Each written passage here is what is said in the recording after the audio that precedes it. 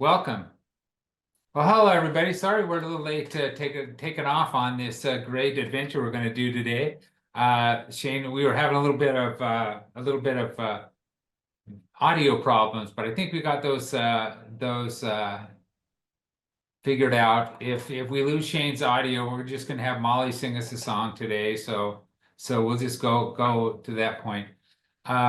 Just a couple things before we get started. I'd like to remind you that, of course, the legislature starts next Tuesday, and we will have a month every week. On Monday, we'll have an LPC that you're welcome to join live up the Capitol or join on via Zoom, and you can do that and register on our website to be able to do that. We appreciate that. We also so today we're going to hear from Shane Paul, who's the training director of the Utah Data Privacy Office of the state of Utah. And the reason for this is last legislative session, we passed a Data Privacy Act that requires all cities to have a data privacy plan in place by May 25th of this year. And I think that it kind of snuck up on a lot of us as we're trying to figure things out with the new year. And so we're going to talk a little bit of how-tos and maybe a little suggestion what might be up at the legislature this session as far as data privacy. And so Shane is the expert on this.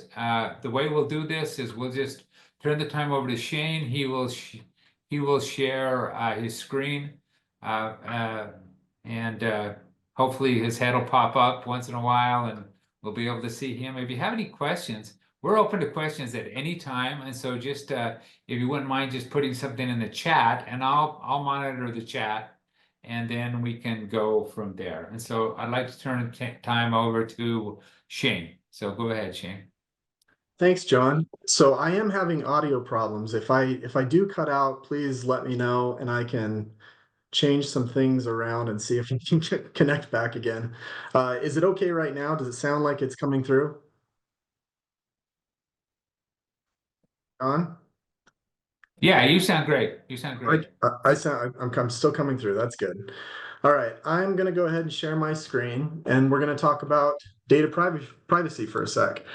So, as John said, there was some data privacy laws that passed this last. Let me interrupt. Let me interrupt real quick. Somebody told me that Colleen let me know that the chat's disabled. So just raise your hand or whatever, and I'll watch for it. And then I'll just allow you to talk. I'll just open it up for you. So no problem.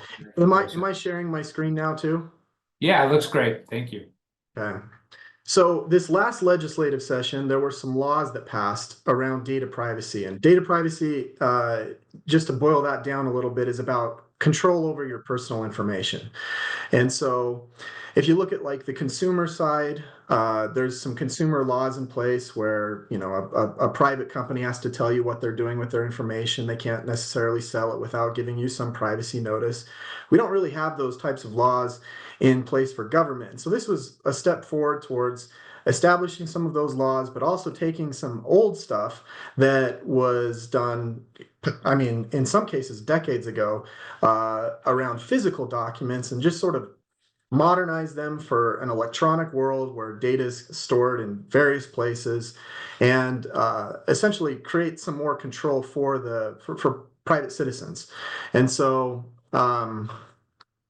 it's a complicated subject matter that can be very overwhelming, I think, for people. Essentially, you have, again, these privacy laws that some of them are new, like the Government Data Privacy Act at the top.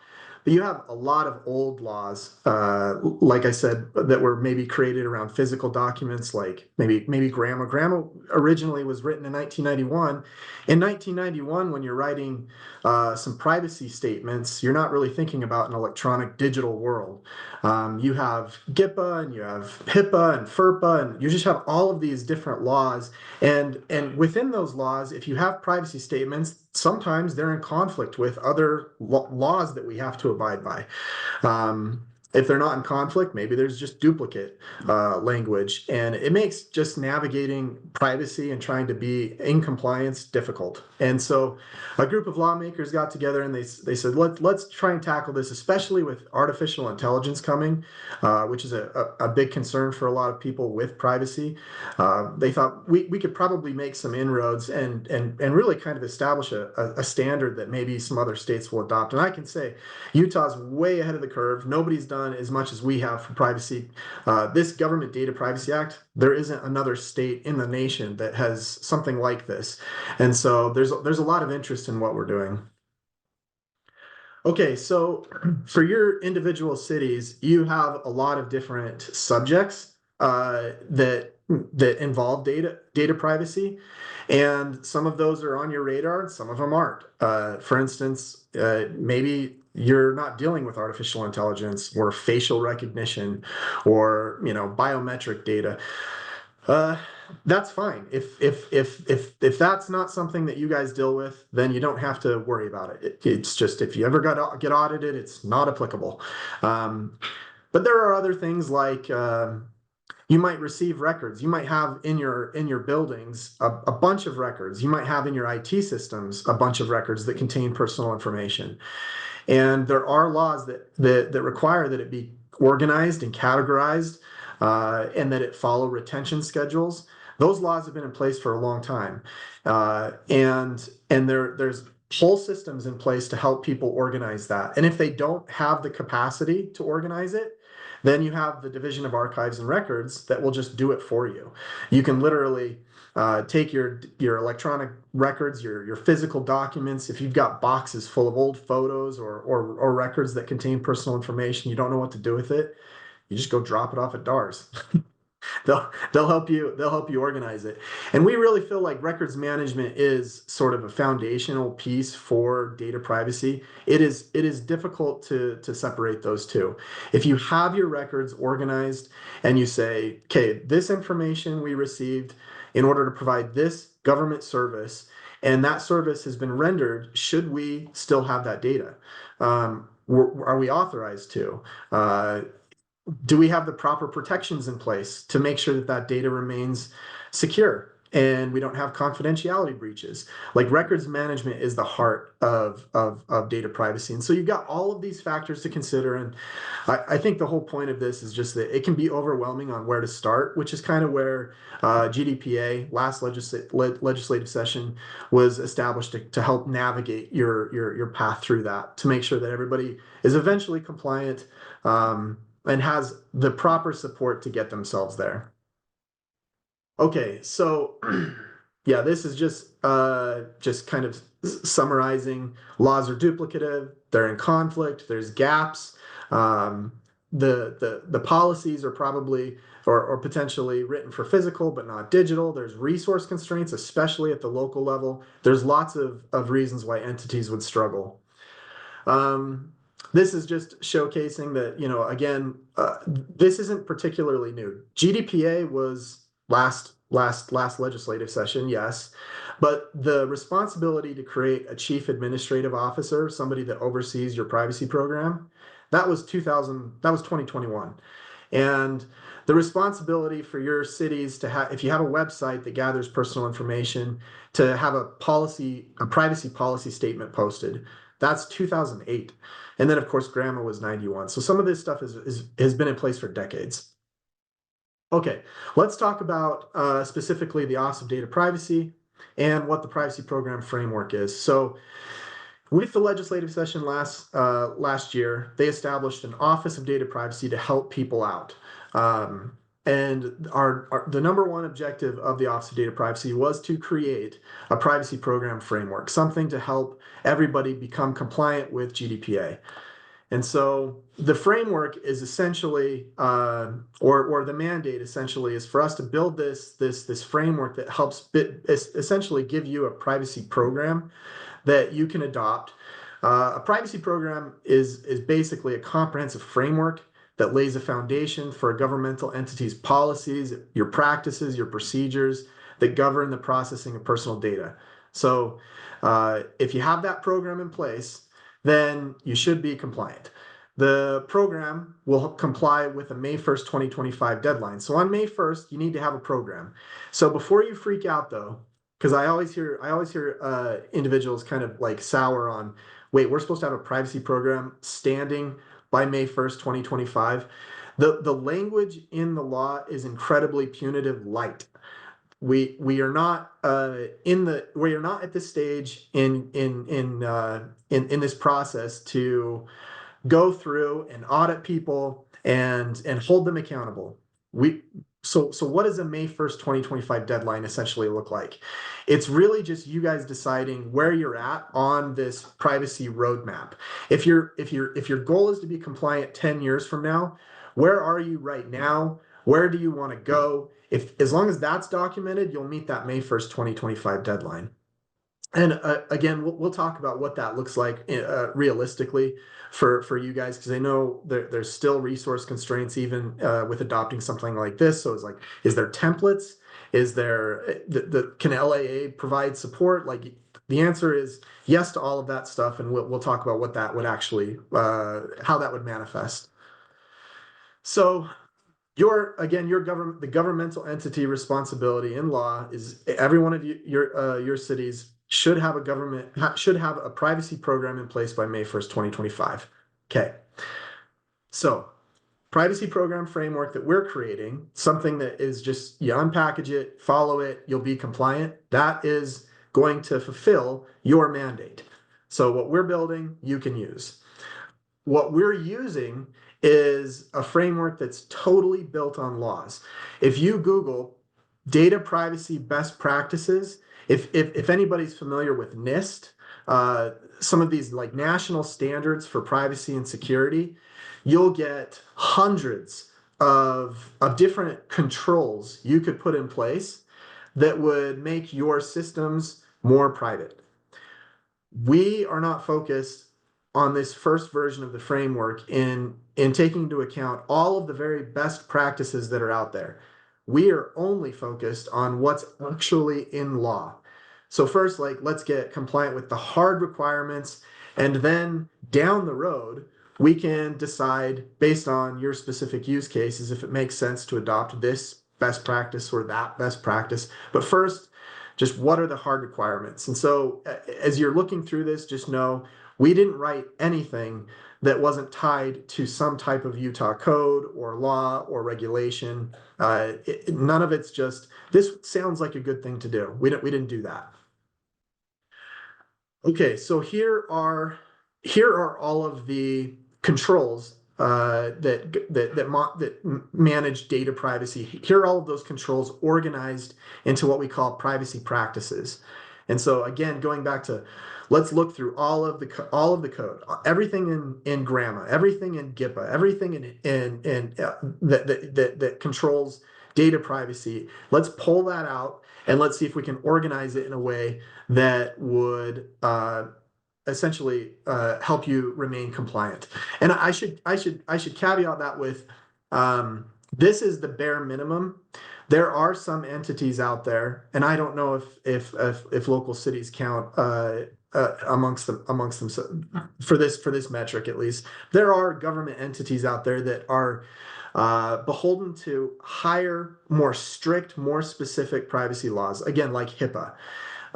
So our this would give you the bare minimum, and then if you had more specific, more strict policies, maybe you have something specific to that gets audited by the FBI, you would still need to do that. We're not saying that you do these 21 and you'll meet the obligations of some of the more strict privacy policies, but for the bare minimum for Utah, these 21 will do it. And again, if you look through this 21, you'll probably recognize some of them. For instance, incident response and breach notification, 16 and 17. I'm not saying that necessarily you even have a policy in place to handle a confidentiality breach, a security breach. But even if you didn't, if it happened, I think you would know what you should probably do. Like whenever I test somebody on this and I say, okay, you have a security breach, somebody reports that your data was leaked, or it was sent to an unauthorized individual, or somebody that you fired, they're no longer a city employee, they took a box of records home with them. So what would you do in that situation? Most people would say, well, I would report it. I would tell my boss, and we would probably consult legal counsel. We might get a lawyer involved, and we would probably maybe try and inventory what was the data that was released, and you might even go so far as to say, well, if some of that information was John Park's information, maybe we should tell John Park that his information was released to an unauthorized individual. All of these are steps in an incident response process. And so when you're looking at this, some of these you'll be like, I've never heard of that ever. And others you'll be like, well, ad hoc, we do some of that. And then there might be a couple on here that you're like, well, we already actually have a policy in place for that. And so that brings into play what we call our maturity model. And you'll see that purple line, level 0, non-existent. So this is going back to, I looked at these privacy practices and the inventory of processing activities. We've never ever done an inventory of how we collect data. We collect data through forms A, B, C, and we have those documented. We also have our website that collects personal information. That's on a spreadsheet, and all of that's together. And I can say this is a complete list of all of the ways that we collect data for the city of Genoa. Maybe you've never done that. You've never heard of it. You're at level 0. Again, we actually honestly don't care where you are at this stage. The whole point is like figuring out where are you, and you might say we're at level 0 for all of this. We've never considered doing this. We don't have the resources to do any of it. That's fine.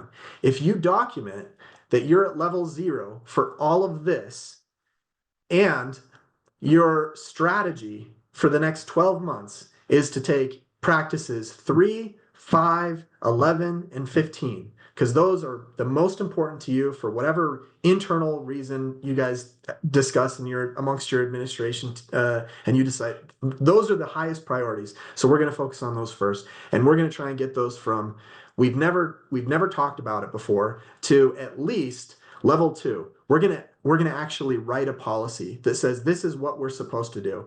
We're not even doing it. We're just gonna write the policy that says this is what we should do.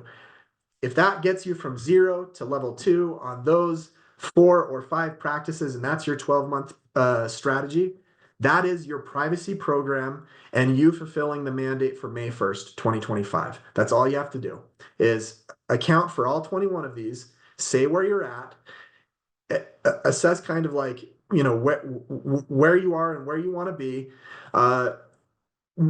balance what your highest priorities are. And for you, it might be incident response and doing privacy notices on your website. That's of a lesser concern. So you're going to leave those at purple or red, but you're going to focus on incident response. You write that down. So this is our current maturity.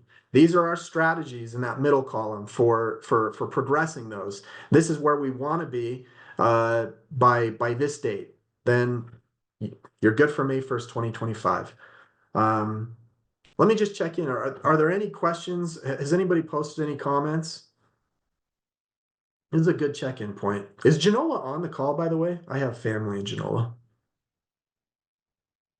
No, Genoa, maybe. I don't have any questions. I don't. Right. This is an interesting experience because I can only see my slide and John Park. And so it kind of feels like I'm giving a presentation to just John, which is Oh, which is great. Yeah, Colleen has a question. Colleen, I'll just Yeah, let's hear it. I'll just let you talk. Go ahead, Colleen. Okay, thanks. Castle Valley is tiny. We only have like 5 employees and a population of 300. So we would definitely need help with some of this. We don't even have an IT person. I'm the closest we have. And I just process zoning approval on building permits. So first, will this recording be available? Yeah, I'd be interested in hearing any help with resources and things that are available. Yeah. I bet that's going through more than just your mind, Colleen. I when further along in the presentation, I will get to what the resources are and how we're going to tackle this for local government. I know that there are cities that just have skeleton crews, and how do you become compliant with in your situation, 5 employees? Like we'll talk about that. As far as making this recording available, I would defer to John's team, but you can definitely have my slides. Yeah, this recording will be available. It'll be on our website. And on top of that, I might mention that we're gonna have another training just with the LAA folks, and all of you have a LAA folk in your AOG, in your Association of Governments that can be a resource for that. And I think you'll see that at the end of the day, Shane's going to give us, or at least point towards some templates that Colleen, will be pretty easy for you guys just to put together and make happen. Yeah. Okay. Any other questions before I Go continue? ahead, Colleen. Do you want to ask another question? Your hand just went back up. Yeah, am I still muted? I can No, hear you. you're good. Okay, sorry. Your conversation is really acronym heavy, and some of us might not be familiar with a lot of it. So a little definition of acronyms would be really helpful. LAA, I don't know. Oh, I'm sorry. Thanks. LAA is Local Administrative Authority. It's a program funded by the state of Utah, put on by what county are you in, Colleen? Grand. In Grant County. Yeah, Grant County is that southeast Utah Yeah. AOG? Yeah, and so Christine is assigned to help you out there at the AOG, and so we'll try to get her up to speed, and she can help. And I think you'll see that one thing that Shane's on here for today is going to show you it's relatively easy if you just walk through this, and then they'll have some additional resources available that you can help. But yeah, we'll try to define some of the acronyms. Thank you. You Yeah, I bet. think I say LAA on the very first slide, so I can spell that back out. And then I think I've said GDPA a few times. On slide 2, I have that written out. Government Data Privacy Act. That's the privacy bill that was passed last legislative session. If I've said another abbreviation, if I've said something that something else that was confusing, just chime in and I'll define it for you. Okay, are we good to continue, or are there any other questions or comments? I think we're good. Colleen, thanks for your commentary. That was really good.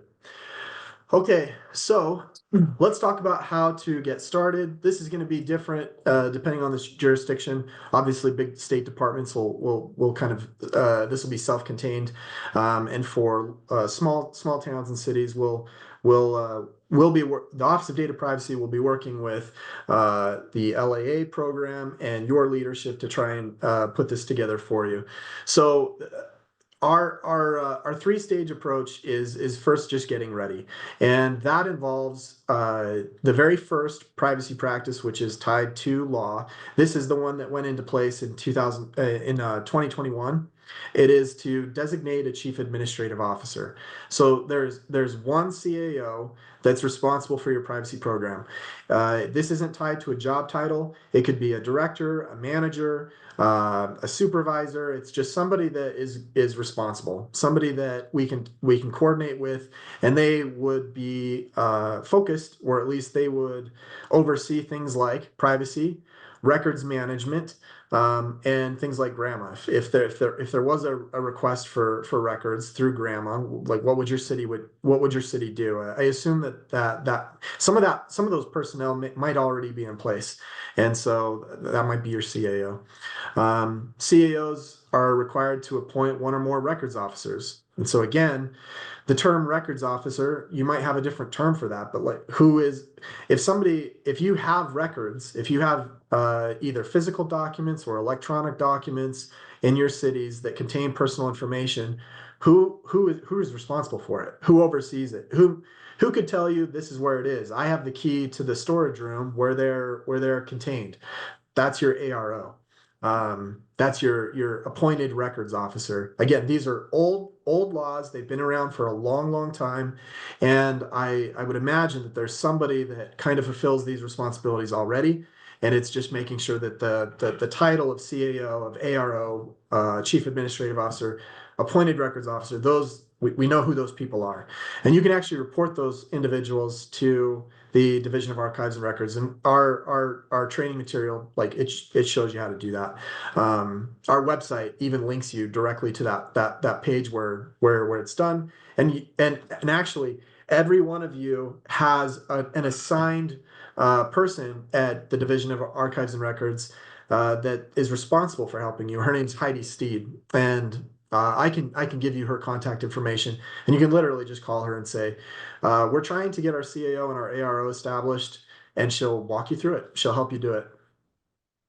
Okay, so that's the first stage, is just figure out who are we going to be working with. So if the Office of Data Privacy and the LAA group are going to help you put your privacy program together, who at the ground level is going to be working with us? That are the Chief Administrative Officer, the ARO. Step one.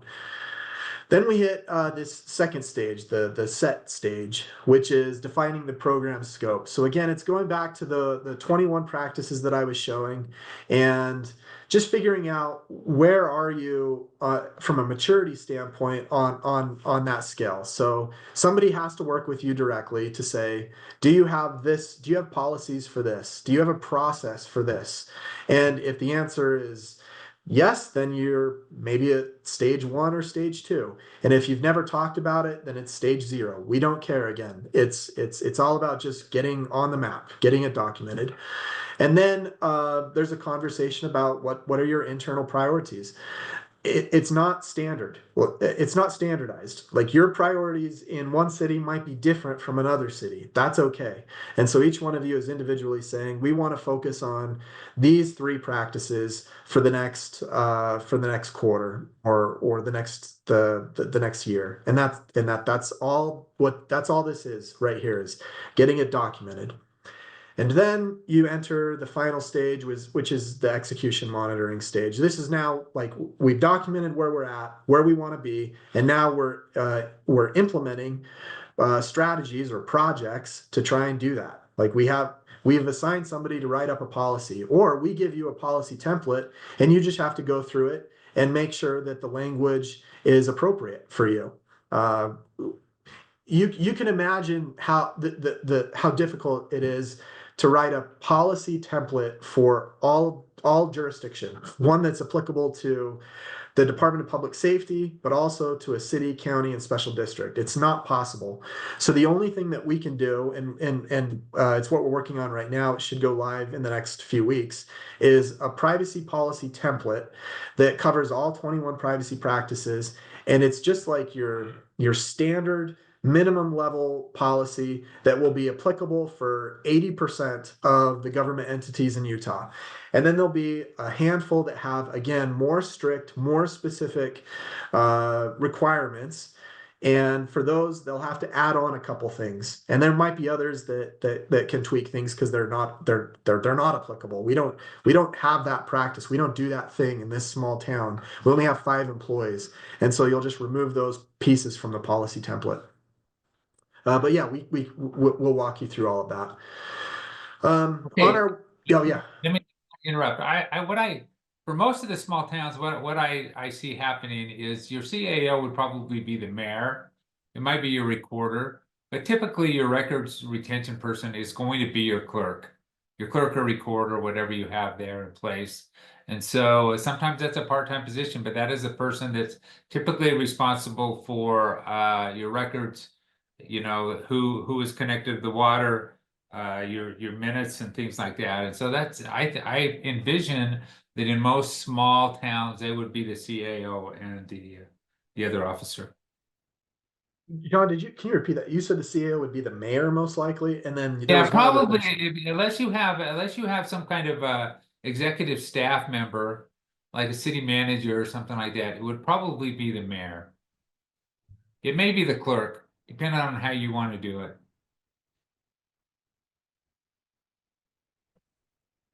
Yeah, other questions or comments?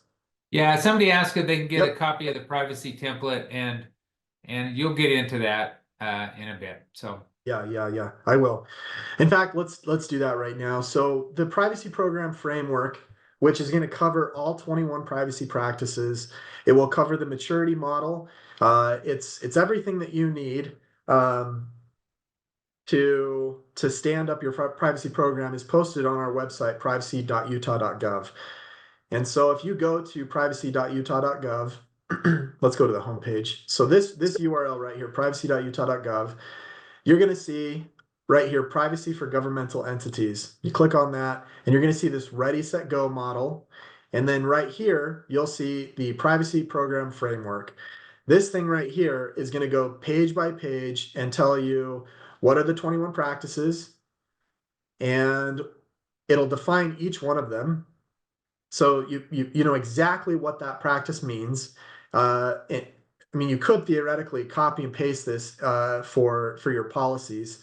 Um, then it has the maturity model, and it just outlines exactly everything you're supposed to do. But again, we're going to go one step further, and we're going to post a privacy program policy template, the thing that somebody just asked for.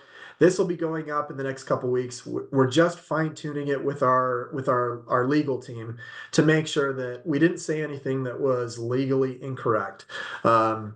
And so once that's available, you'll literally just click on it, just like the framework, and you can download it and start to put it into place or start to put it in place. John, I feel like you yeah, had a comment. yeah, I was leaning forward to tell. No, I was just going to say that, and that will be available right on the private. You know, your biggest takeaway probably today is that website, privacy.utah.gov, because all those things will be available within the next couple of weeks to be able to accomplish all that.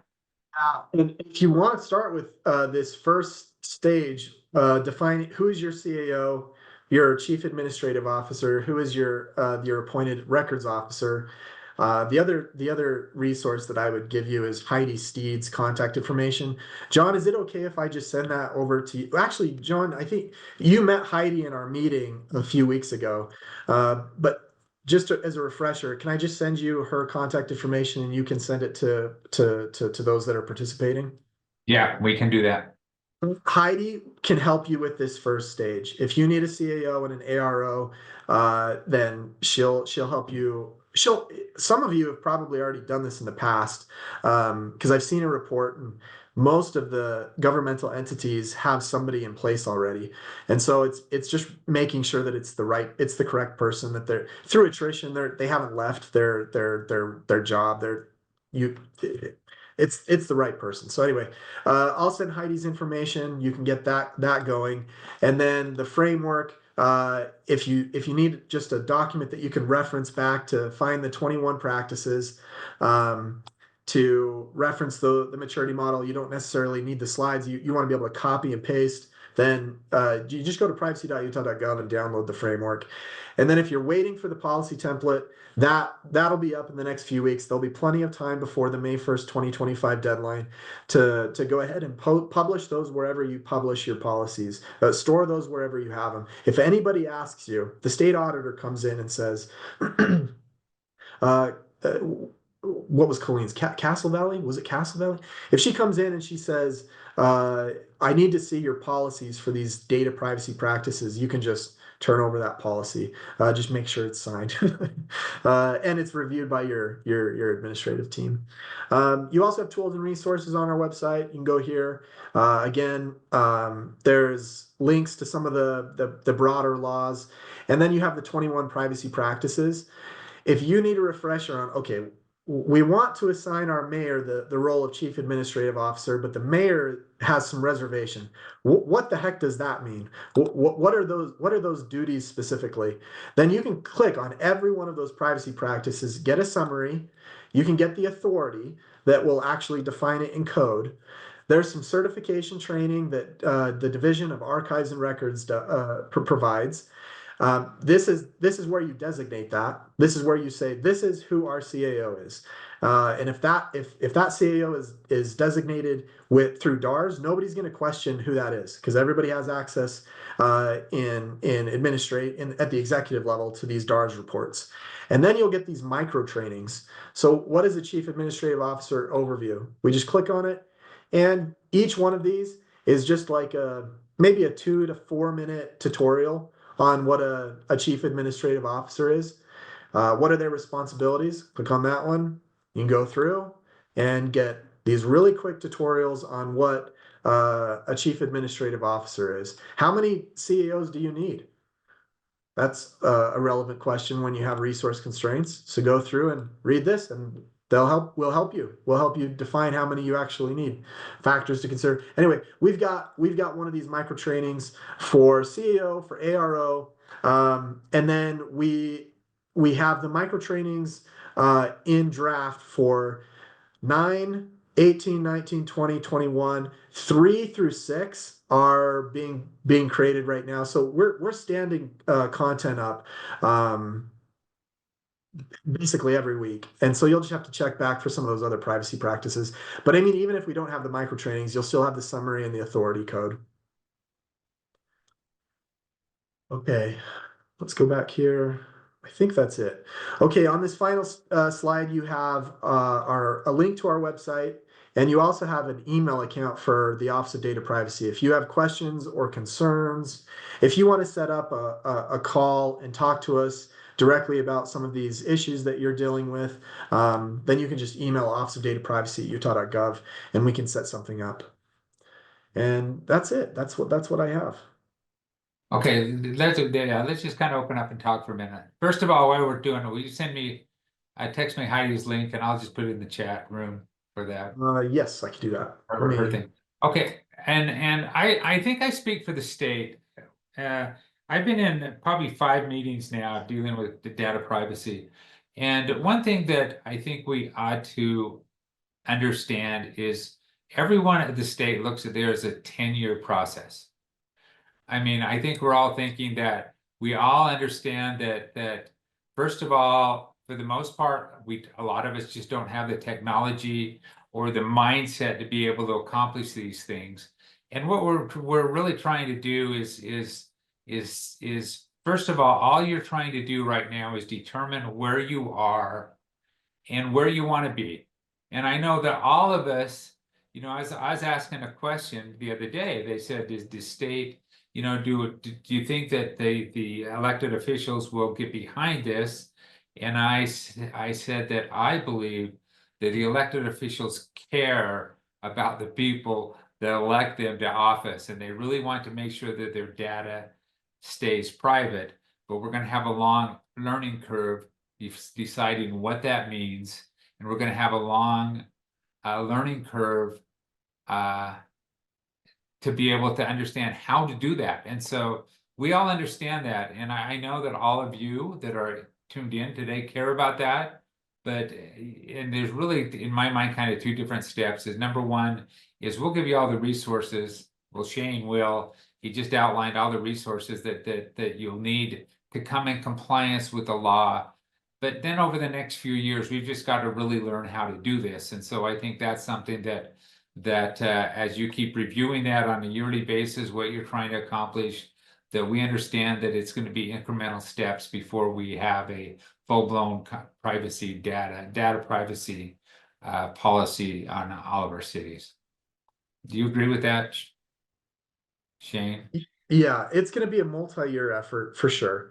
If we're able to start with just who is your CAO, who is your ARO, and where are you on all of these 21 practices, What are your top priorities? I mean, that's not a ton of work, especially when you're copying and pasting policy templates and you're just having an internal conversation on like what's the most relevant. I mean, we don't even care how you're assessing your priorities, just that you have a strategy for how to push your privacy program in the right direction. And so it's very little work to be in compliance with that May 1st, 2025 deadline. And then it's just incremental change year by year. And we generally, from the Office of Data Privacy standpoint, and from the executive group I've been privy to just listen to, their perspective is 10 years. Like they think this is going to take a while. And in reality, you know, you look at all those 21 things, your first year might be our job. We're going to try to understand those 21 things and come up with a policy by next year, how we're going to do it. That meets the intent of the privacy policy in the state. Yeah. Right. I added Heidi Steed's email to the chat and I'm posting her phone number right now. Everybody's able to see that, correct? Yeah, just click on your chat and it'll come up. Yeah, and again, Heidi's the one that will she can help you make sure that your chief administrative officer and your ARO are designated. That's the only thing she can really help with. Aside from like again, if you need assistance organizing your records into categories and adding retention schedules, if you want like a general retention schedule of this type of record should only be kept for 5 years. Where does that 5 years come from? How do you determine that? Well, this is all they do. They've been doing this for a long time, and those questions have already been fleshed out by a lot of people. And so there's a set of general retention schedules that you can just borrow from, or you can create your own. They don't care. And again, you can also turn your records over to them. It's important that we have these, but we don't have the resources to manage them correctly. DARS can do it for you. And so you just turn the records over to them. Heidi's your point person for all of that. Okay, they told me they don't have Seeing that, their chat's disabled for some reason. And so I'm going to get a little fancy here.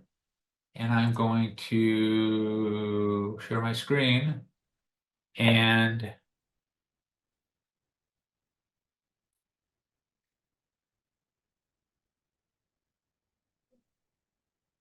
I think I can, if I type my answer to Colleen, who said chat's disabled.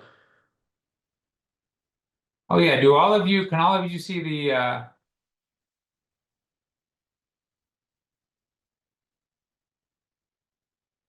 can all of you see that I just sent off to answer her question?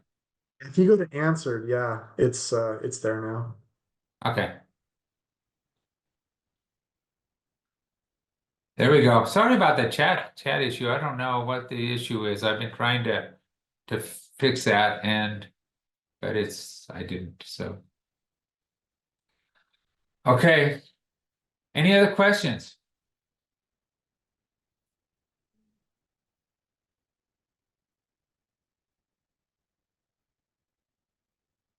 Okay, with that, Shane, thank you so much for your time. Yeah, I appreciate you having me, John. As I mentioned, they are here. We're here and the state's here, and Heidi's here to help you come in compliance. And it is one of those things that you know, the old saying where just how do you eat an elephant? You do it one bite at a time.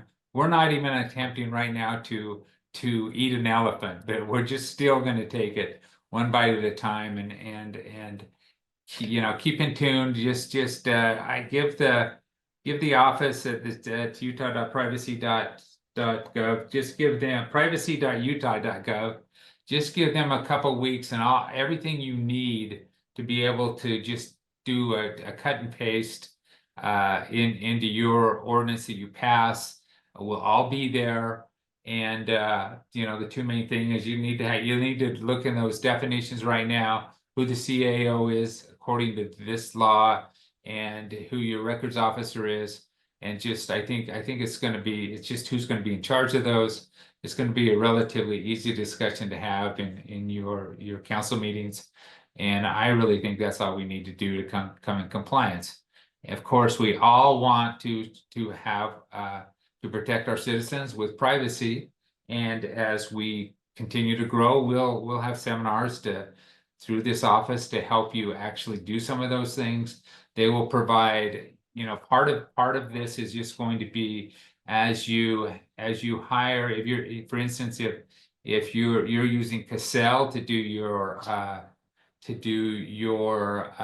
books, your financial books, if you're using Cassell, the state is working with Cassell that they will come in compliance.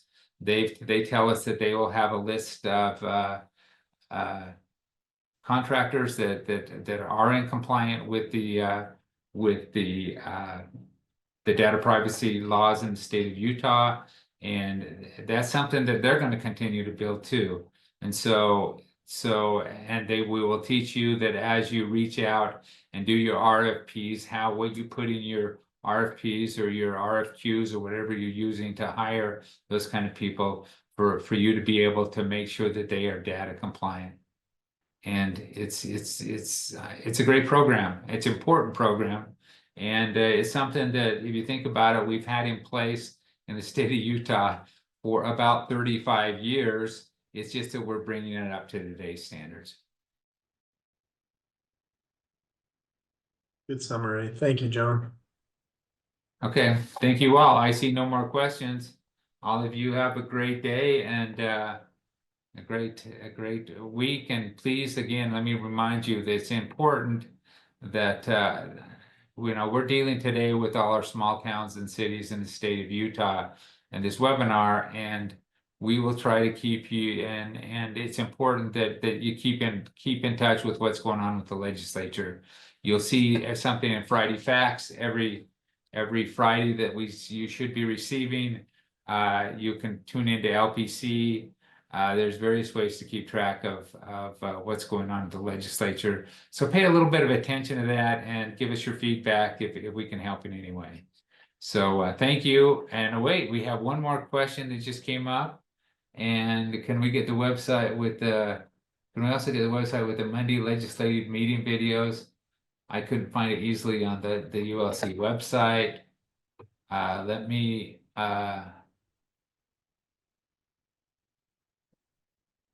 yeah, let me do that. I think the way that Margie, first of all, that was Margie. Margie's one of our LIA officers in Bragg and Bear River Association of Governments. Every city can register 3 people to be able to get in the to be able to participate in LPC, and that's a process that is outlined on the website. And Margie, what I'll do with you folks is I'm going to make sure that all of us in the LIA program have access to that LPC meeting. And so let me work on that this week, and I'll get an email out to all of us. Margie, okay, thanks. All right, thank you all. Thank you.